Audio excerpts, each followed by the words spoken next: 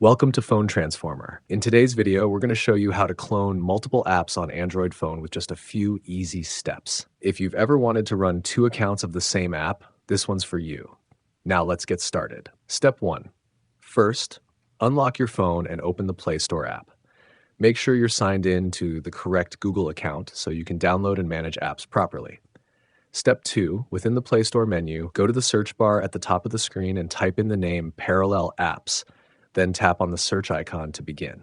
Step 3. From the search results, find the app that's labeled Parallel App or Parallel Space, and then hit the Install button.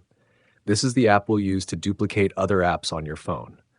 Step 4. Once the installation is complete, go ahead and open the Parallel app. The first time you launch it, it will ask for a few permissions.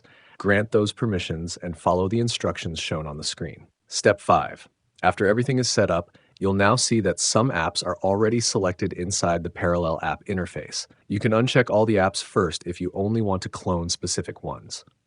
Now scroll through the list and select the apps you'd like to clone, like WhatsApp, Facebook, or Messenger. Then tap on the option that says Add to Parallel Space. Step 6. Inside the menu, you'll now find that your selected app has been successfully cloned.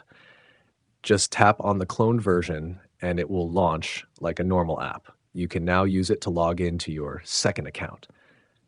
But here's something important to remember.